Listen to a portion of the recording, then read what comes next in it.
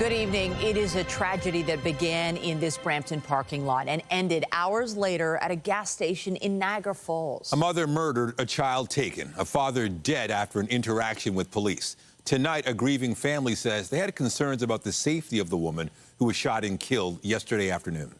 We start our coverage in Brampton tonight with CTV's Janice Golding. Janice. Hi, Nathan. Yes, we're live right now outside a growing memorial here in a Brampton parking lot where a mother of 4 was shot yesterday afternoon. We spoke to both friends and family today, described their heartbreak with us. Heartache etched on their faces, the grieving drop off flowers for Savannah Kulla. It is tragic. She was such a good person and a good mom. Friends and family identifying the victim of a daylight shooting in a Brampton parking lot as a 29-year-old mother of 4, 3 boys, and a baby girl who was the subject of an Amber Alert yesterday. I saw the Amber Alert and I knew right away it was her daughter. And I had a gut feeling it had something to do with the shooting. Today, Kulla's family is reeling from their loss. I can't believe it. Like, I woke up today like, where's my sister? And she's gone. They also spoke of the conflicted relationship between the deceased and her accused killer, 38-year-old Anthony Deschepper. She was in love with him. They met love at first sight, apparently. He was great for the first while. And while she was pregnant, and then afterwards, he just got worse and worse and worse. She loved him, and then they were separated, and he just couldn't let it go. Kulla's mother says Savannah had struggled with her daughter's father for some time. Oh, he was just phoning her 50, 60, 70 times a day. You know, he had cameras installed, and we didn't know. Just keep an eye on her. Alleging he'd been stalking and harassing her. And she just tried to get away from him, and she would go see him and say, you know, this is over, and that's what she did on the weekend. Now her granddaughter's mother and father are both gone. I'm sorry to say, I'm glad he's gone, and mainly because now her ex was very afraid of those boys being around when he got, like, violent, right? Not violent, but when he got crazy. So now I know that we'll be able to have those 3 boys again with no problem, because he wouldn't have let us see them if he knew Anthony was on the loose. Still, 4 children are now without a mother. She was just such a good girl, you know. She was just, like, so excited to watch her kids grow, and she was a great mom, and, you know, they loved her so much. 3 little boys were asking where Mommy was last night. Although Kulla's family says they'll be doing what they can to support the children. We have a lot of family members, so the babies will be okay. Kids will be okay. Peel Regional Police have described the incident as an intimate partner-related homicide. Family described Kulla as a former competitive dancer who was kind and selfless and utterly dedicated to her children. Children, they say, are all under the age of 6. Reporting live, I'm Janice Golding. Now back to Nathan. Thank you, Janice. The province's Special Investigations Unit has been called in to examine the circumstances surrounding the police-involved shooting of Anthony Deschepper early this morning. The incident occurred hours after police issued a shelter-in-place warning for residents of Crystal Beach. CTV's John Musselman has that side of the story.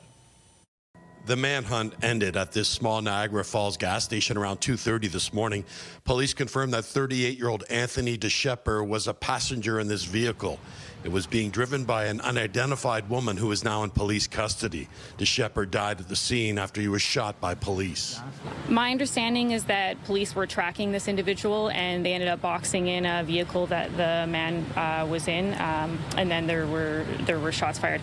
Police say a gun was recovered at the scene. A large bladed weapon was also visible on the ground. Deschepper was at the center of yesterday's Amber Alert after his infant daughter was taken following the alleged killing of the child's mother in Brampton. At one point, police issued a shelter-in-place order for residents in the Fort Erie area because there were concerns the suspect was nearby. Police say a short time later, he was tracked to Niagara Falls after dropping the child off to a family member in the Niagara region. We received evidence that took us to Crystal Beach. And based on that evidence, a shelter-in-place was put in. That was to ensure not only the public safety, but the safety of our officers while they were looking for the subject. We have since learned that Deschepper had previous charges for weapons offenses connected to a shooting in Brampton back in 2023. He also posted on a GoFundMe site last March appealing for financial support due to medical issues that he claimed prevented him from working. Deschepper fled in a different car yesterday. Police say it has since been recovered, but the location was not provided. Police have not disclosed the connection between Deschepper and the woman driving the car this morning that was tracked to the gas station. John Musselman, CTV News in Niagara Falls. Niagara police are investigating after the body of a woman was found in a park in Lincoln. Police say she was found with traumatic injuries in Charles Daly Park around 11 yesterday morning. Police are treating the deaths as suspicious and are trying to identify her. She's described as 25 to 40 years old, between 5'3" and 5'5", and between 130 and 150 pounds. She has long, dark, curly hair and is believed to be of South Asian descent. She was wearing a pink zip-up hoodie, light blue jeans, and gold hoop earrings. No suspect information has been released. Anyone with information is asked to contact police or Crime Stoppers. Staying in Niagara Region, provincial police say a man is dead after a 6-vehicle crash this morning in Thorold. Niagara OPP say the collision happened at 6:45 a.m. on Highway 406 near Highway 58. They've identified the man killed as a 32-year-old from St. Catharines, saying others involved suffered minor injuries. Our CTV News chopper got a look at the scene. Traffic was halted through the area for the investigation. The roadway was back open in both directions by mid-afternoon. Also tonight, calling foul on the resale ticket market. The Premier looks at a legislative cap on prices as legions of fans strike out in their efforts to snag seats to the World Series without taking out a loan. And the World Series isn't the only big event on the upcoming calendar. Halloween is next week, so it's only fitting as we look at our beautiful city this evening that we find our Lindsay Morrison all the way over in Milton, taking in a spectacular sight, Pumpkins After Dark. And Lindsay, the weather's kind of feeling more spooky these days, at least a bit chillier. Michelle, the cloud cover has rolled in. It was actually pouring rain when we first arrived here, but it's looking good now. And yes, this is Pumpkins After Dark. It's not quite dark yet, but you can see already that these jack-o'-lanterns are aglow. And we're going to take you on a little tour around here. More than 10,000 hand-carved pumpkins along a 1-kilometer trail. So much to enjoy, especially as it gets dark. Here's a look at our weather conditions. On the satellite and radar, we have had rounds of showers. The rain is quite heavy in and around Niagara Falls still at this hour and in parts of the GTA. Winds have been coming out of the west. They're contributing to these lake effect rain showers. Temperature wise, we are a little bit cooler than we've been. And as we take a look at what you can expect through the night tonight, a low of around 7 degrees. And yes, rounds of showers expected to continue into tomorrow. Again, we are live here at Pumpkins After Dark in Milton. You're going to see these all aglow not long from now. We'll take you on a little journey coming up. For now, Michelle and Nathan, I'll send it back inside to you. All right, we'll check in a little bit later. Well, the Blue Jays are set to open the World Series against the Dodgers on Friday, and the games are the hottest tickets in town. Tickets have become so costly that it's prompted the Premier to again threaten he's going to crack down on resellers. CTV's Queen's Park Bureau Chief Siobhan Morris is live tonight outside Rogers Centre with more on the situation. Siobhan. Well, we have seen fans streaming into the Dome, into the Jays shop to pick up World Series hats and T-shirts. Those tickets a little harder to get their hands on, and that has caught the attention of the Premier. Outside the Rogers Centre, the headquarters for so much joy the last few days, everyone has a story of woe of being denied a coveted World Series ticket. I was, I think, 138,000 in the queue for Game 6. I wasn't able to get any. It's been crazy. The tickets vanished in a flash. The resale market that took over. Too expensive. Fans have reported tickets listed for north of $25,000. That's what some Torontonians pay for rent in a whole year. They need to do something about it. People shouldn't be making a business from reselling tickets. It just doesn't make sense. The Premier has heard those frustrations and is considering changes. My personal opinion, I got to talk to the whole team, but they're gouging the people. When you have one player in the market that controls the tickets, that's not right for the people. So we're reviewing that right now. Doug Ford says he'll look at reviving a legislative move his government killed in its early days. It would cap the price for a resale ticket at 50% markup. In 2018, Ford's office said the measure introduced by the Liberals couldn't actually be enforced. But Blue Jays fans are giving this a standing ovation. That's a really reasonable thing to do. It allows people to actually afford to come into games and shows that you want to be able to see. That makes a lot of sense to me. Like, price gouging is out of control. I think that's something good. The amount people are trying to make off other people, I think, is unfair. Opposition parties don't think the government should have shut down the anti-scalping measure in the first place. The Ford government once again failed everyday people in order to align themselves with corporate interests. We need the government to take action. People expect their government to make sure there's fairness. Fans are still willing to stretch their budgets to witness history. 800 max. Yeah, for like the 500 seats. But for now, they'll have to hope this is more than a once-in-a-lifetime opportunity. Late this afternoon, the Liberals introduced a motion in the House trying to revive that 50% cap on resale ticket prices. It was shot down. The NDP will try the same thing tomorrow, but again, don't expect that one to go anywhere either. Reporting live outside the Rogers Centre, I'm Siobhan Morris. Nathan, back to you. Thank you, Siobhan. Still to come, getting on board for baseball's biggest showdown. How the Toronto Blue Jays and Los Angeles Dodgers stack up in the World Series. We go to bat for both teams. The World Series also means the reopening of a portion of the Gardiner is being pushed back. A section of the Gardiner between Dufferin and Strawn was supposed to fully reopen on Monday after a full weekend closure. However, with games 1 and 2 of the big show set for Friday and Saturday, plans for the closure have been postponed. If games 6 and 7 are played in the city following the weekend, the closure will have to be pushed back again. If that happens, the province expects the stretch of the Gardiner to reopen on November 10th. The Toronto District School Board is reversing a controversial change to its application and admissions policies for specialized programs.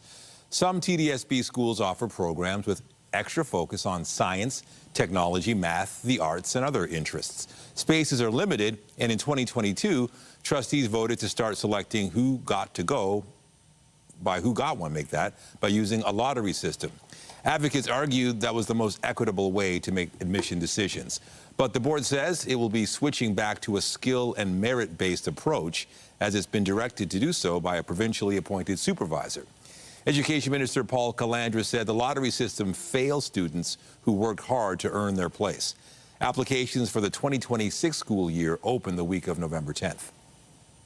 Ontario's opposition parties called for the resignation of the minister responsible for the Skills Development Fund for the third day in a row. As CTV's John Woodward reports, the government canceled the fundraiser and didn't invite media to an announcement as it struggles to weather the scandal.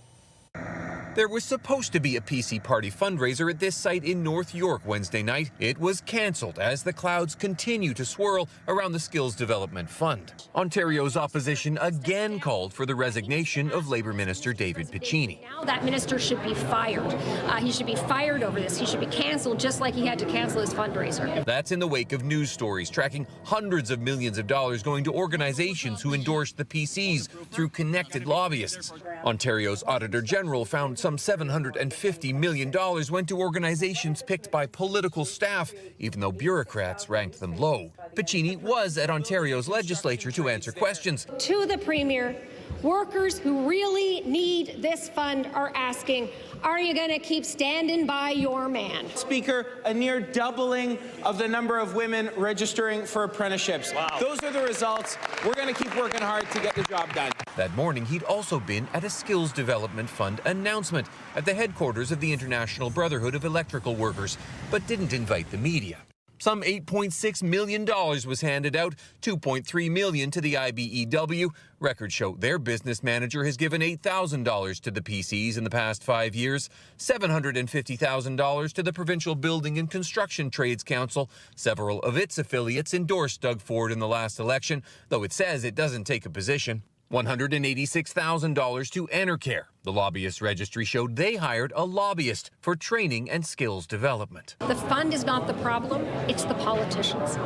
The Premier and his ministers need to get their hands off that fund. It is not their personal piggy bank. Piccini's been personally scrutinized. He was photographed at these seats with a director of a company that would go on to get millions. And the NDP has complained he went to the wedding of the lobbyist for that company. You shouldn't be at the glass, you should be in the penalty box. No sign Ford has given up on Piccini, though the cancellation of the fundraisers may sting. Records show one of Piccini's previous fundraisers netted some $50,000. John Woodward, CTV News. The Prime Minister will deliver a primetime speech about the economy tonight, and there's a lot at stake. Today, Mark Carney met with the leaders of the Bloc Québécois and the Conservatives, with the budget less than 2 weeks away. CTV senior political correspondent Mike Lagatour has the details. What is the message you hope to convey to Canadians tonight with your address? The message will be conveyed in the address. The Prime Minister was tight-lipped ahead of his evening speech, which is being given to students who are entering the workforce at a moment of rupture in our history. We have to make major investments in our economic capacity and our trade capacity. And I haven't seen the speech, but I'm sure he'll be talking about some of those things. CTV News has learned the speech will focus on 4 themes: diversifying trade partners away from the U.S., a new talent and immigration plan to fill the workforce's needs, climate, and the core principle of the budget, to spend less and invest more. After an early morning meeting with the Prime Minister, the leader of the Bloc Québécois said his MPs will support the budget if some key demands are met, including increasing health transfers to the provinces by more than $11 billion. It's their responsibility and only theirs to find somebody to vote with them. They know our conditions, and if they wake up a little bit late, it's once again their problem. Ahead of his meeting with the Prime Minister, the Conservative leader was open to collaboration. And if he takes my suggestions of bringing down the deficit to the level the Liberal government promised, of getting rid of the hidden taxes on food, well, then let's have a look at it. Now, if the Liberals can't get opposition support for November's budget, the government would fall, and there would be the second election in just 7 months. But multiple MPs say Canadians aren't in the mood for that. Mike Lagatour, CTV News, Ottawa. Overseas, Ukrainian officials say Russia launched a massive drone and missile attack across Ukraine, killing at least 6 people. At least 8 cities were struck, including the capital, where 29 people were injured. The wider Kyiv region was also targeted, as well as Zaporizhzhia and a city in the southern Odessa region. The country's energy infrastructure was also hit, causing rolling blackouts. U.S.-led efforts to end the war have floundered, and Ukraine's president has appealed for more military help. The International Court of Justice says Israel must allow a UN aid agency into Gaza to provide humanitarian assistance. The court was asked last year by the UN General Assembly to determine Israel's legal obligations after the agency known as UNRWA was effectively banned from operating in the territory. Israel has denied it has violated international law, saying the court's proceedings are biased. It insists UNRWA is infiltrated by Hamas, which the agency denies. Today's advisory opinion from the World Court was issued as a fragile ceasefire agreement continues to hold. The king has arrived in Italy for a 2-day state visit. The monarch landed in Rome today for a visit that will include praying together with Pope Leo XIV at the Sistine Chapel. It will be the first time the leaders of the 2 Christian churches have done that since the Reformation. King Charles will also be given a formal new title during this visit and receive recognition at a basilica with strong ties to the Church of England. Coming up, making changes to accommodate the Blue Jays. The Leafs and Raptors reschedule start time so fans can watch the World Series. We have details on the game time decisions. And I'm Pat Foran. Coming up on Consumer Alert, one of the best ways to make your vehicle last is to change the oil regularly. A Mississauga woman says the engine in her SUV seized, and even though it's still under warranty, the claim has been denied. I'll tell you why. That story is just ahead. It is pretty much sunset time now, and that means very soon it will in fact be pumpkins after dark. It looks beautiful here in Milton. Just wait though until you see it at nighttime. Now, we've had a little bit of rain today, not including today's rain. We are still tracking below average when it comes to rainfall amounts. A little more in the forecast for the rest of the week. Here's what that looks like. Not enough to catch us up to what we see on average in October, but yes, a little more wet weather is on the way. We are live from Milton. It is pumpkins after dark. We will have a full look at your weather forecast from Dracula's Castle Maze after the break. Stay with us. You're watching CTV News.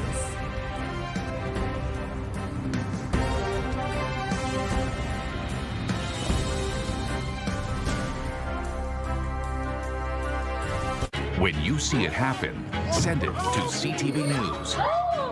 Text 10400. from your screen to ours. Text 10400. Regular oil changes in your vehicle are important because oil lubricates, cleans, and protects your engine and prevents engine failure. If you skip oil changes, you could damage your engine, and if it's under warranty, there's a chance the repairs won't be covered. Here's Pat Foran and Consumer Alert. Pat. Thanks, Nathan and Michelle. A Mississauga family bought a used SUV last year. It was only 2 years old, so it was still under warranty. But when the engine seized, there was a dispute if they had done the proper oil changes when they were supposed to. Jacqueline Ferrer of Mississauga and her husband had a baby last year, and with a dog in the family, they decided to get an SUV. They purchased a used 2022 Mazda CX-9 with about 50,000 kilometers on it. Ferrer says over the past year, they took it in for oil changes. We've taken it for its oil change every 5,000 kilometers, and it's been good to us until it wasn't. Ferreira did not purchase the SUV from a Mazda dealer and uses her own mechanic for maintenance. So we do get our oils changed with our own personal mechanic. In August, there was a problem with the vehicle's camera and then it wouldn't start. They took it to a Mazda dealership and were told there was a problem with the oil level and the engine was seized. They were asking for proof of our oil changes. We sent them photographs of our oil changes. Following an investigation, they were told the engine failure was not a defect and would not be covered under warranty.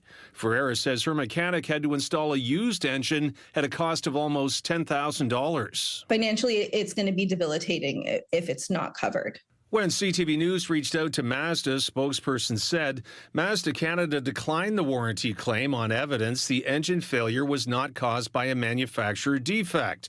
A review revealed irregularities in the maintenance documentation provided.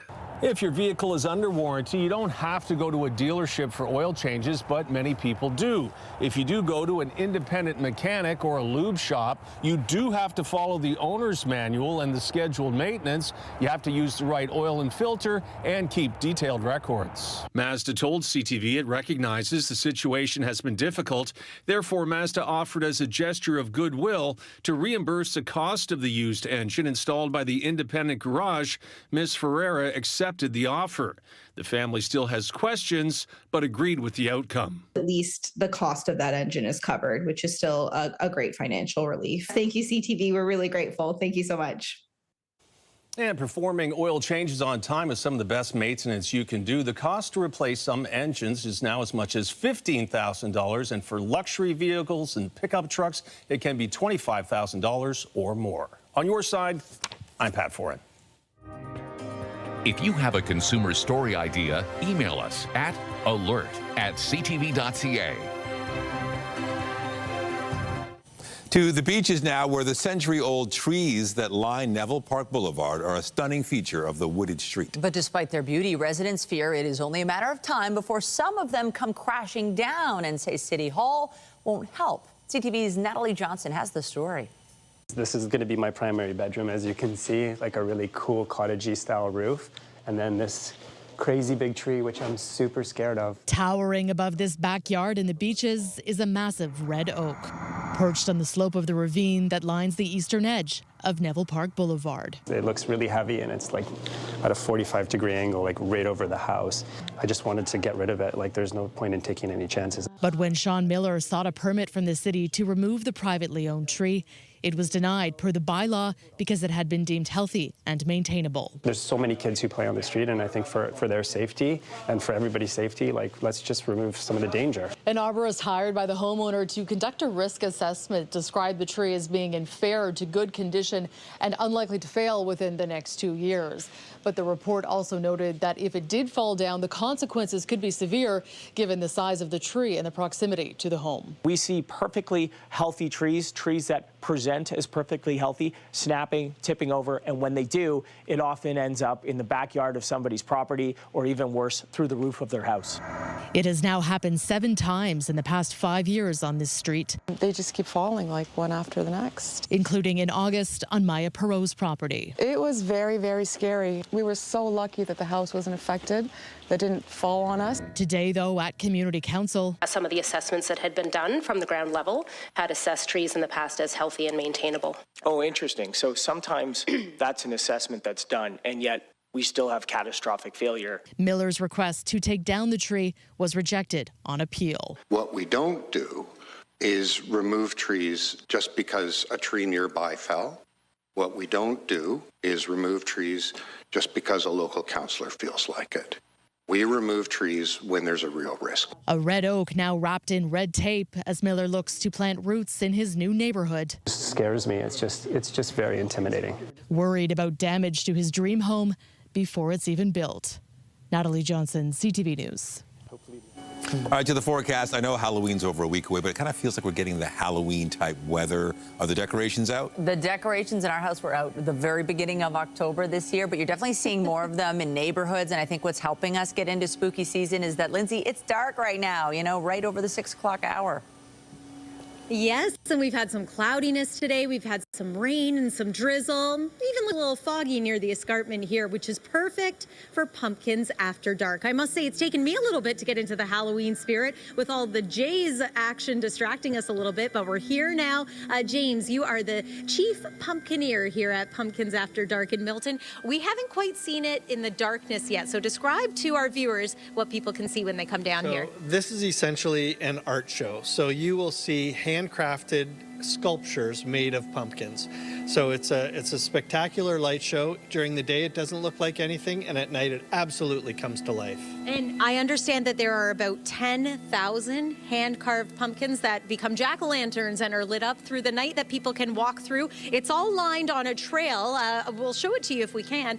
Tell me, how long does it take people to walk through this and enjoy? So although it's only a kilometer, it takes most people probably about 55 minutes to an hour and a half to get through the whole thing. There's a lot to see, and people have their favorites, and they spend a little time with those displays. I think this is a pretty good way to get people into the Halloween spirit. Do you have a favorite display? I always have a favorite, and this year it's the Krampus display. It is absolutely spectacular. Oh, wow. Well, we right now are inside Dracula's castle maze. It was a bit of a maze getting in here, but it's keeping us dry. We're in among some fog, real and courtesy of Mother Nature. Oh, and whoa, look at that. We do have your weather forecast to get to, so let's get right to it. We're going to begin with a look at the satellite and radar to show you what's been happening outside with all that wet weather. It is raining in different parts of the GTA right now, but it is also improving condition-wise in many areas too. We've been dealing with rounds of showers, and we will continue to, thanks to this area of low pressure that simply continues to spin. We've got gusty winds coming out of the west, and that is triggering some lake effect rain showers. Here's how it looks to play out as we make our way through the night tonight. Not bad out here for the evening if you're thinking of coming down and enjoying an event like this, many of them happening around the GTA. But waking up tomorrow morning, we are likely to see more in the way of wet weather, again clearing at times for the afternoon and the evening. And then here's a look into Friday night. Things look a little bit better, and the weekend is going to be filled with sunshine. Just before we talk about temperatures, I want to bring you up to speed on Tropical Storm Melissa. It is going to be impacting parts of the Dominican Republic, Jamaica, and veering closer to Nicaragua and Honduras as we make our way through the weekend. So that's one to watch. Temperature-wise right now, yes, it's a little bit cool outside, but if you dress for it, it's not bad, 9 degrees. Overnight tonight, we are expecting to fall to about 7, so not too far from where we are now. Let's take a look at tomorrow at a glance. Overall, it's going to be a mix of sun and cloud, kind of day with some showers. Seasonal temperatures, 12 degrees is what we're expecting. Let's get to that 7-day forecast and show you what's in store for the weekend. Again, we are here at Pumpkins After Dark. Michelle and Nathan, I'm going to send it back inside to you. Ooh, thank you, Lindsay. Also tonight, it's being touted as a milestone in women's health. Ontario Health releases Canada's first ever quality standard for menopause care. We'll explain coming up. For decades, menopause was an unspoken topic among families. But Ontario health practitioners want that to change, and they've drawn a new guideline for the province. Our health reporter Pauline Chan has more. 47-year-old Pinder Baines has been in perimenopause for a couple of years now with various symptoms. I had a neurologist for headaches because I had unexplained headaches. I also had gynecological issues where I had abnormal bleeding, and at the same time, like hot flashes, brain fog, trouble concentrating. And she says no one really prepared her for this stage in life. Unfortunately, like in our family, nobody really talked about it. That's why Dr. Ileana Lega says the guidelines developed by Ontario Health are so important. So knowing how to recognize perimenopause and menopause is really key to getting the ball started on eventually treatment. There's a lot of misinformation about safety around hormone therapy, and so the guidelines really help summarize who is a good candidate for hormone therapy, how to start it, and how to maintain someone on it. Dr. Lega says as the body changes, so do a woman's health risks. There are many changes beyond symptoms that need to be addressed. It's a time of cardiovascular risk factor acceleration, meaning blood pressure starts creeping up. Menopause is also associated with problems like losing bone density, diabetes, high cholesterol, and muscle loss. I did have various different treatments that I was getting until I was able to see Dr. Lega and was put on HRT, and I can tell you that it's helped tremendously. Dr. Lega says hormone replacement therapy is safe for the vast majority of women like Pinder, helping with hot flashes and night sweats. It has benefits beyond that. It's very effective as a bone protecting agent. It can help with sleep. It can help to a certain extent with some joint pains and sometimes with some mood issues. She says those perimenopausal years in your mid-40s to 50 are a good time to rethink your lifestyle, diet, alcohol intake, smoking, sleep habits, and especially exercise. Anything you do where you move your body is very important. Ideally, there should be a strength training component as well, so muscle building. Baines shares her information on menopause openly with her friends. Every woman is going to be different. Every woman will have different type of symptoms, but I think within my generation and that we're going through this together. And for more information, you can check with the Menopause Foundation of Canada or the Canadian Menopause Society. Pauline Chan, CTV News. A new study is shedding light on a major source of burnout for Canadian doctors: increasing amounts of paperwork.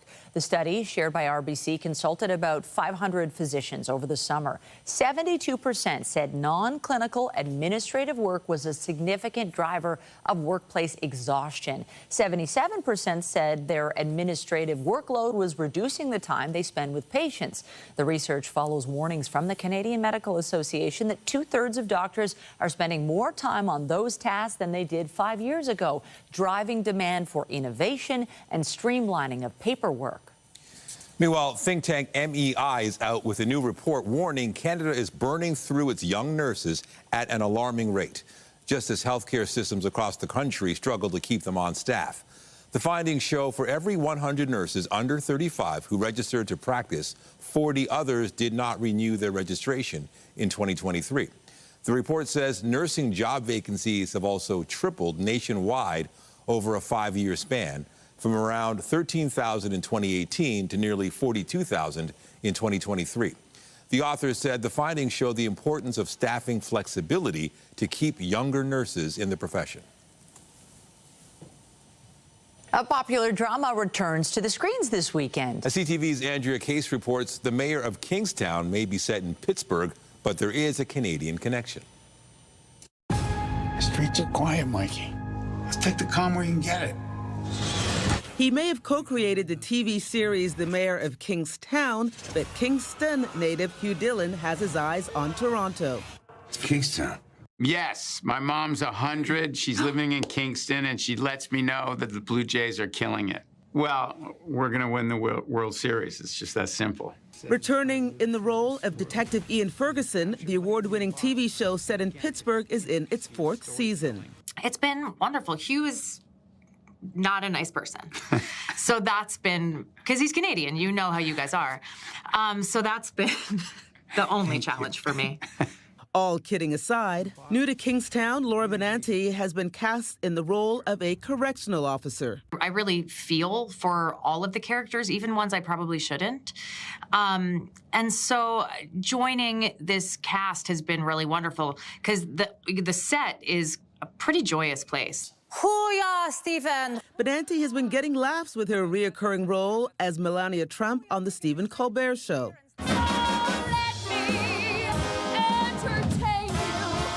Benanti is a Tony winner and Dylan is a Juno Award nominee, but don't look for them to team up for a duet.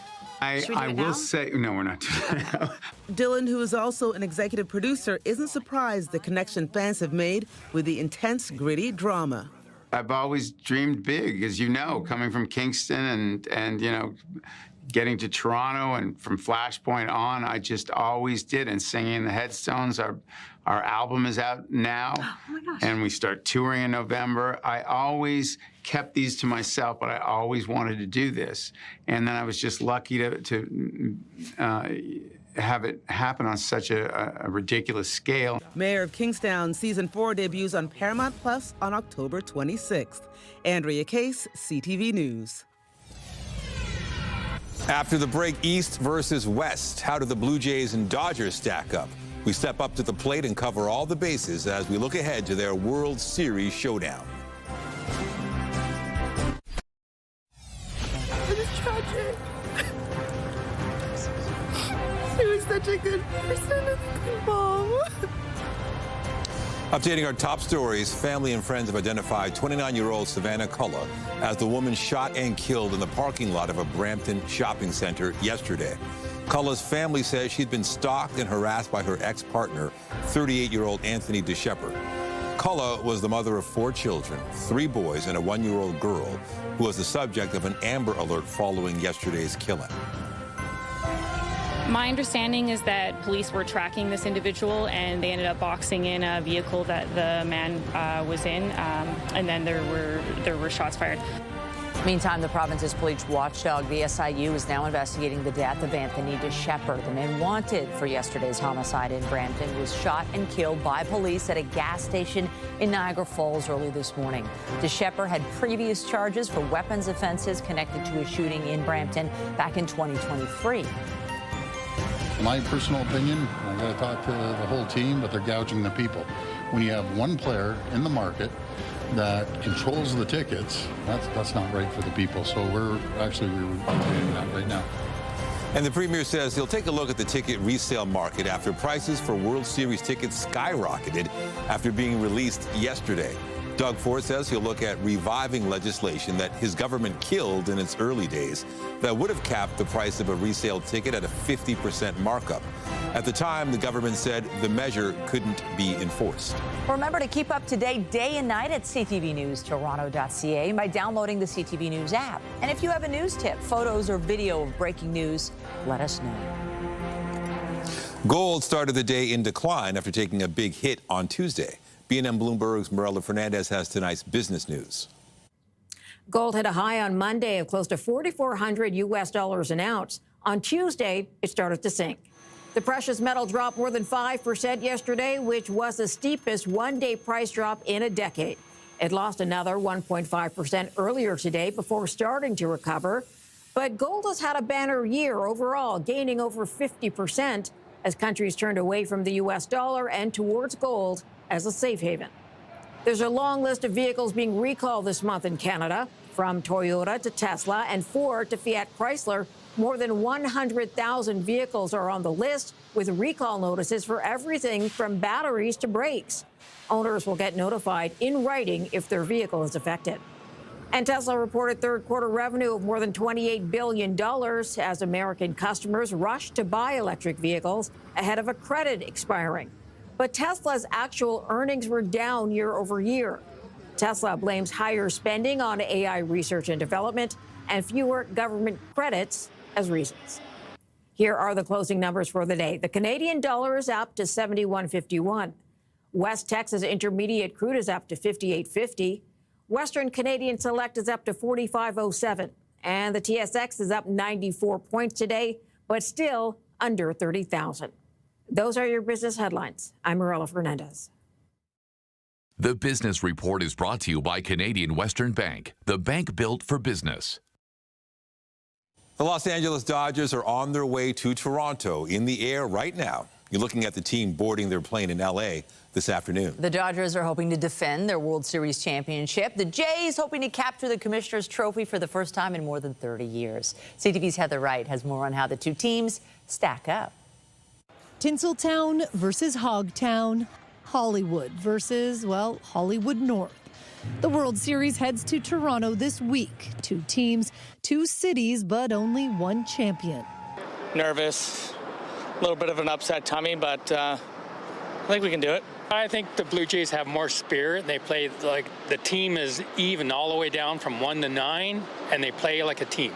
As they were at the start of the season, the Dodgers are the betting favorites to win their 2nd World Series title in as many years.